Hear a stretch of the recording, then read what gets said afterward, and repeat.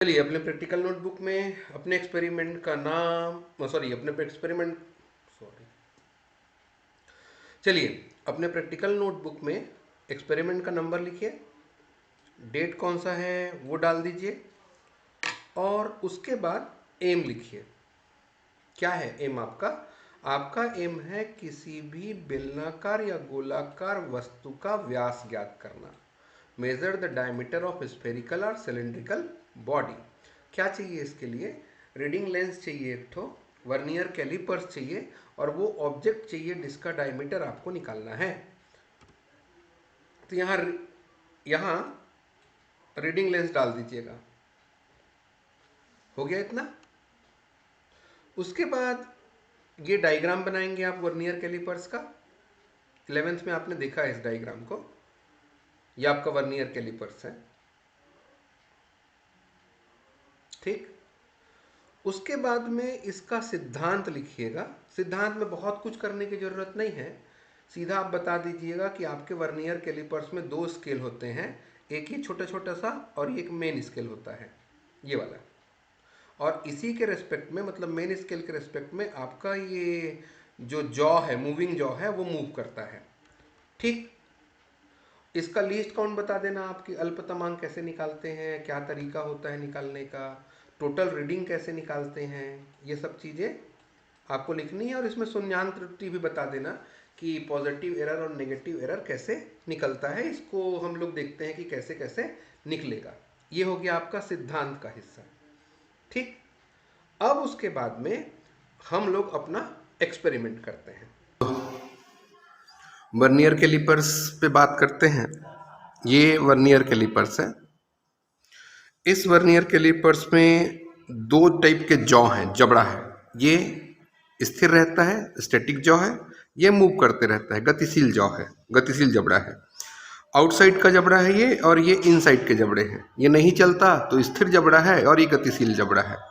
इसमें भी 2 स्केल होते हैं। ये मेन स्केल है और ये छोटे छोटे जो लाइन दिख रहे हैं आपको यहाँ, ये इसके वर्नियर स्केल है, ठीक है। इसको इसका टेल कहते हैं, ये जो बाहर निकल रहा है ये, ठीक। अब करना क्या रहता है, सबसे पहले जैसे ही आपको वर्नियर कैलिपर्स मिले, एक काम ये करिए, आप ये चेक करिए कि आपका ये जो वर्नियर का पहला लाइन है, ये आपके इस मेन स्केल के पहले लाइन से या 0 लाइन से मैच करता है कि नहीं करता। अगर सीधे सीधे मिल रहे होंगे तो आपके इस वर्नियर कैलिपर्स में शून्य त्रुटि नहीं है, 0 एरर नहीं होगा। और अगर मान लेते हैं ये इस तरीके से हो, ये खुला ना हो, लेकिन यहाँ का जो पहला लाइन है वो 0 के बाद वाले लाइन से मिल रहा होगा, या 0 के बाद हो, 0 के बाद हो। 0 के बाद हो तो क्या करेंगे आप? 0 के अगर बाद में है, मतलब इधर आ गया, इधर खिसक गया है, तो आप कहेंगे कि इसमें पॉजिटिव एरर है। और इसका उल्टा अगर रहा कि इसका पहला लाइन 0 के पहले अगर रहेगा, तो आप बोलेंगे इसमें नेगेटिव एरर है। पॉजिटिव एरर कब होगा? जब 0 के बाद वाले लाइन, 0 के बाद में इसका पहला लाइन हो, और 0 के पहले इसका अगर पहला लाइन होगा, किसका? वर्नियर स्केल का, तो उसको नेगेटिव एरर बोलेंगे। तो सबसे पहले क्या करिएगा, अगर मान लेते हैं इसमें पॉजिटिव एरर है, पॉजिटिव एरर कहने का मतलब ये, इसमें तो है नहीं लेकिन मान लीजिए है, तो इसका जो 0 पहला लाइन होगा, इस 0 वाले लाइन के साथ नहीं मिल रहा है, मतलब उसके बाद में है। तो क्या करेंगे आप? पहले इसको ध्यान से ये देखिएगा कि ये किस नंबर के लाइन के साथ मेन स्केल का लाइन एग्जैक्टली मिल रहा है। क्या चेक करेंगे? किस नंबर का लाइन, मतलब वर्नियर स्केल का पहला, दूसरा, तीसरा, चौथा, 5वां, 6वां, 7वां, 8वां, 9वां, 10वां लाइन में से कौन सा लाइन इस मेन स्केल के लाइन के साथ एग्जैक्टली मिल रहे हैं। तो वो क्या हो जाएगा, इसका वर्नियर का रीडिंग होगा, उसमें लीस्ट काउंट को मल्टीप्लाई कर लीजिएगा, उसमें इसके अल्पतमांक को गुणा कर लीजिएगा, तो क्या मिल जाएगा आपको? क्या मिल जाएगा आपको? पॉजिटिव एरर का वैल्यू। और अगर ये 0 के पहले रहेगा तो फिर से वही करिएगा कि देखिएगा कौन सा लाइन इसका एग्जैक्टली मिल रहा है, वो नेगेटिव एरर की वैल्यू होगी। पॉजिटिव एरर को अगर दूर करना है तो रिजल्ट ज्यादा आ रहा है, मतलब 0 के इधर है, तो रिजल्ट आना था 1, आएगा 2, तो इसको क्या करना पड़ेगा, जो आपका पॉजिटिव एरर है उस वैल्यू को माइनस कर दीजिएगा अपने फाइनल आंसर के साथ। और अगर ऋणात्मक है मतलब जीरो के पहले है तो आना चाहिए था 5, दिखाएगा 4, तो एक ऐड करना पड़ेगा ना। तो जो नेगेटिव एरर की वैल्यू होगी उसको अपने मेन आंसर के साथ प्लस कर दीजिएगा। तो ये तो बात हो गई आपके इस वर्नियर कैलिपर्स के जीरो एरर की।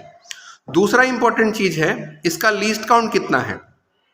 लीस्ट काउंट निकालने के लिए ध्यान दीजिए, यहां 0 से लेकर के 1 तक के बीच में अगर आप देखें तो टोटल 10 लाइनें हैं। 0 से 1 के बीच में टोटल कितनी लाइन है, 10 लाइन है। बोलिए ठीक। मतलब एक लाइन की वैल्यू कितनी है, 0.1 सेंटीमीटर है। एक लाइन की वैल्यू कितनी है, 0.1 सेंटीमीटर है। वर्नियर में टोटल लाइंस अगर आप काउंट करेंगे, ये छोटे छोटे छोटे छोटे लाइंस दिख रहे होंगे, तो ये टोटल 10 लाइन है। तो 0.1 में 10 को डिवाइड कर देंगे तो इसका लीस्ट काउंट मिल जाएगा, अल्पतमांक मिलेगा। मतलब मुख्य स्केल के एक खाने का मान, मुख्य स्केल के एक खाने का मान डिवाइडेड बाय वर्नियर स्केल में कुल खानों की संख्या। ठीक है, इससे क्या मिल गया, इसका अल्पतमांक मिल गया। इस डिस्क का व्यास निकालते हैं। व्यास निकालने के लिए आपके वर्नियर कैलिपर्स है, इसको ओपन करिए और यहाँ इस तरीके से इसको टाइटली फिक्स कर दीजिए। फिक्स करने के बाद इसको टाइट करेंगे, ये बिल्कुल मिडिल में लगाइएगा और इसको थोड़ा सा ऐसे स्लाइड करेंगे तो इजली निकल आया। अब क्या करेंगे, यहाँ ध्यान दीजिए, इसका जो पहला लाइन है वो मेन स्केल के किस लाइन से मिल रहा है, 11th के पहले वाले लाइन से, उसके ज़्यादा नज़दीक है। तो कितना हो गया, ये 10.9 हो गया। मेन स्केल का रीडिंग कितना आ गया, 10.9। वर्नियर का अगर देखें तो देखिए पहला लाइन, दूसरा, तीसरा, चौथा, पांचवा, छठवां, सातवां, आठवां, ये 9वां नंबर का लाइन एग्जैक्टली मेन स्केल के लाइन से मिला है। तो वर्नियर का रीडिंग हो गया 9 और इसका मेन स्केल का रीडिंग हो गया 10.9। क्लियर हो गई बात, क्लियर है। ये हो गया एक दिशा में। अभी कैसे लगाए थे उसको याद है, अभी हम लोगों ने वर्नियर स्केल को इस तरीके से इसमें फिट किया था, बिल्कुल ये। अब इसके परपेंडिकुलर डायरेक्शन की अगर बात करें, परपेंडिकुलर डायरेक्शन मतलब अभी ऐसे रखे थे, अब ऐसा फिट कर दीजिए ये। और ये फिट करने के बाद में ये फिट किया, यहाँ से ये इसके फिट हुआ। अब उसको क्लैम करके जेंटली दाइए तो इसका रीडिंग वापस वही है। ठीक, ये तो एक जगह के लिए हुआ, एक दिशा में और लंबवत दिशा में। अब क्या कर लेते हैं, किसी और डायरेक्शन के लिए निकाल लीजिए। इस डायरेक्शन के लिए निकालेंगे, फिर इसके परपेंडिकुलर मतलब ऐसा, 2 रीडिंग हो गए। फिर क्या करिए, कहीं और के लिए, यहाँ के लिए कर देंगे, इधर ऐसा लगाएंगे और फिर ऐसा। तो इस तरीके से क्या करेंगे आप, 3 या 4 रीडिंग ले लीजिए, एक डायरेक्शन में और उसके लंबवत डायरेक्शन के लिए, और हर एक के लिए आप मेन स्केल और वर्नियर स्केल का रीडिंग नोट करते जाएंगे। ठीक है। एक्सपेरिमेंट के बाद लीस्ट काउंट के लिए, अल्पतमांक के लिए कुछ ऑब्जर्वेशन आपके पास आए कि मेन स्केल के एक खाने का मान 0.1 सेंटीमीटर निकला। वर्नियर में कुल लाइन कितने हैं, कुल खानों की संख्या कितनी है, 10 है। तो मुख्य पैमाने के एक खाने का मान वर्नियर पैमाने में कुल खानों की संख्या, इन दोनों को डिवाइड कर दीजिए। 1 main scale division MSD divided by VSD कर दीजिए, number of vernier scale divisions. तो लीस्ट काउंट मिलेगा 0.1/10, आपके पास आ गया 0.01 सेंटीमीटर, ये लीस्ट काउंट है। फिर जब आपने अपने ऑब्जेक्ट को लिया तो आपके पास ये रीडिंग आया था। मेन स्केल का रीडिंग देखिए, 2 खाने चीज बना रहे हैं आप, एक दिशा में, लंबवत दिशा में। एक दिशा में मुख्य स्केल का मान कितना, 10.9, वर्नियर का कितना आया, 9। टोटल रीडिंग कैसे निकालते हैं, main scale plus vernier scale into least count equal to total reading.